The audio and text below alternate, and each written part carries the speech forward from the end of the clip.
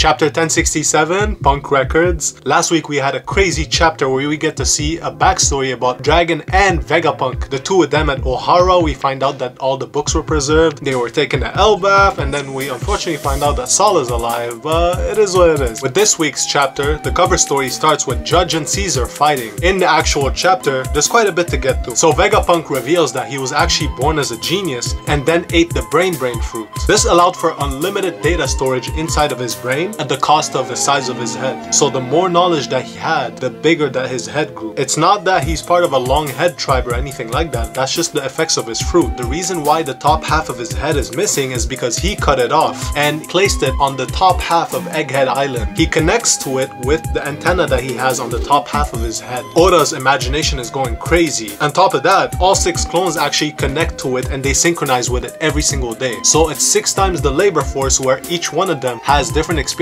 and synchronized to it at the same time, all connecting to one singular brain. He actually compared it to a library of sorts, which actually makes it much easier to understand. Vegapunk revealed that his dream is to create a sea of knowledge and connect it to the whole world, started with his brain, with his unlimited data. Vegapunk asks about Wano and Luffy's adventures, and he asks about Momo's devil fruit, which the crew tells him about, and then he finally reveals the reason why he considered it a failure is because it is pink and not azure blue like Kaido, which was theorized by most of the community, but still pretty funny that he considered it a failure just because he's a perfectionist. The actual fruit itself was identical, and it's just because the color was different he considered it a failure. Moving on from that, it turns out that Bonney found this lightsaber a few chapters ago, and now she's trying to use it to kill Vegapunk as revenge for what he did to Kuma. Vegapunk tries to warn her that it's a failed invention. The lightsaber explodes and it attracts a bunch of insects that cause Bonney to faint. Interestingly, whenever Luffy's group and the rest of the Straw Hats actually on the other side brought up the ancient robot to Vegapunk, he explained that it was built around 900 years ago according to the technology. However, 200 years ago, that robot climbed the red line, attacked Marie-Joise, ran out of fuel, and that's why it was captured, and it was ordered to be destroyed, but the researchers did not want to destroy it, so they simply preserved it in the ice. Robin makes note that 200 years ago is actually the same year that the discrimination against fishmen had actually started. If you remember Vega Force 101, Vegapunk's giant robot,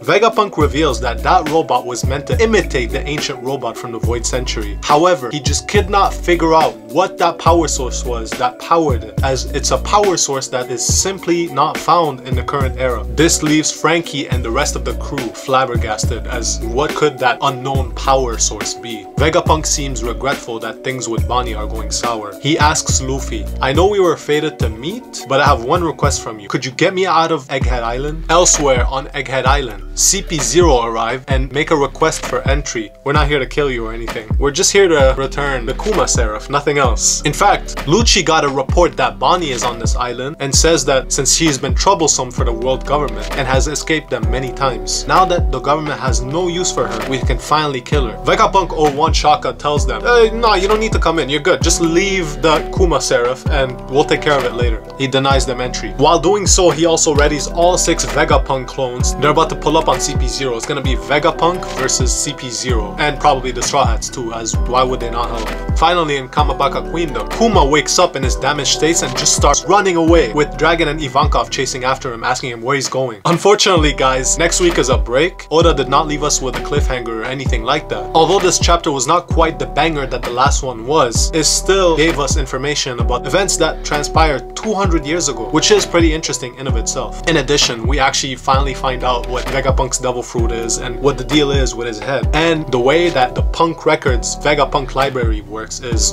fascinating as hell. I just really like the way that Oda pulled it off, and the whole sea of knowledge with the whole world. Anyways guys, the comment question of the day is, what is that power source that powered that ancient robot that Vegapunk could not find in the current era? Leave your comments in the comment section below. Thank you for watching. Like, favorite, and subscribe, and have a good one.